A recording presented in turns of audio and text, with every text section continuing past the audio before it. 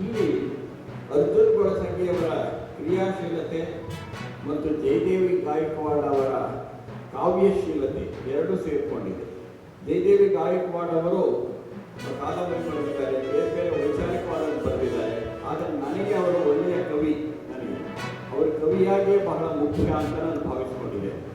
ಅವರನ್ನು ನಾನು ಮೊದಲು ನೋಡಿದ್ದು ಸಾಹಿತ್ಯ ಪರಿಷತ್ತಿನ ಒಂದು ಕಾರ್ಯಕ್ರಮದಲ್ಲಿ, ಬಹುಶಃ ಆಗ ಮನುಬಳಿಗಾರವರೇ ಅಂತ ಕಾಣಿಸುತ್ತೆ, ಯಾವುದೋ ಒಂದು ಪ್ರಶಸ್ತಿಯನ್ನು ಕೊಟ್ಟಿದ್ದರು. ಅವರು ವೇದಿಕೆಯ ಮೇಲೆ ಮಾತಾಡ್ತಾ ಒಂದು ಮಾತನ್ನು ಹೇಳಿದರು, ಅದು ನನ್ನನ್ನು ಹೆಚ್ಚು ಗಮನ ಸೆಳೀತು. ಅವ್ರ ಬಗ್ಗೆ ಅವರು ಭಾಷಣ ಶುರು ಮಾಡಿದ್ದೇನೆ, ನಾನು ಕಾಳವೆ ಮತ್ತು ಸಂಕವೆಯವರ ಪರಂಪರೆಗೆ ಸೇರಿದ ಹೆಣ್ಣು ಮಗಳು ಅಂತ ಶುರು ಮಾಡಿದರು. ಇದು ಬಹಳ ವಿಶೇಷವಾದದ್ದು. ಹಾಗೆ ತಮ್ಮನ್ನು ತಾವು ಅಸೆಪ್ಟ್ ಮಾಡ್ಕೊಳ್ಳೋದು, ಸಮರ್ಥನೆ ಮಾಡ್ಕೊಳ್ಳೋದು ಇದೆಯಲ್ಲ. ವಚನಕಾರರ ಒಳಗಡೆ ಕೆಲ ಸಮುದಾಯದ ಅನೇಕ ವಚನಕಾರರು ವಚನಕಾರ್ತಿಯರು ಬಂದಿದ್ದಾರೆ.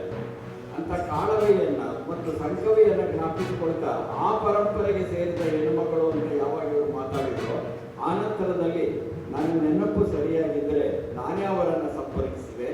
ಆಮೇಲೆ ಅವರ ಒಂದು ಪುಸ್ತಕಕ್ಕೆ ನಾನು ಮುನ್ನುಡಿ ಬರೆದೆ. ಅವರ ಈ ಆಲೋಚನಾ ವಿಧಾನ ಇದೆಯಲ್ಲ, ಅದು ನಿಜವಾದ ರೀತಿಯಲ್ಲಿ ನಿಜವಾದ ದಲಿತ ಪರವಾದಂಥ ಪ್ರಜ್ಞೆ ಅಷ್ಟೇ ಅಲ್ಲ, ಒಂದು ಪ್ರಗತಿಪರವಾದಂಥ ಪ್ರಜ್ಞೆಯನ್ನು ಇಟ್ಕೊಂಡಿರುವಂಥದ್ದು. ಅಂಥ ಒಬ್ಬ ಲೇಖಕಿಯನ್ನು ಈ ಸಮ್ಮೇಳನದ ಸರ್ವಾಧ್ಯಕ್ಷರಾಗಿ ಮಾಡಿರೋದಕ್ಕಾಗಿ ಇಡೀ ತಂಡವನ್ನು ಮತ್ತೊಮ್ಮೆ ನಾನು ಅಭಿನಂದನೆ ಸಲ್ಲಿಸೋದಕ್ಕೆ ಇಷ್ಟಪಡ್ತೇನೆ.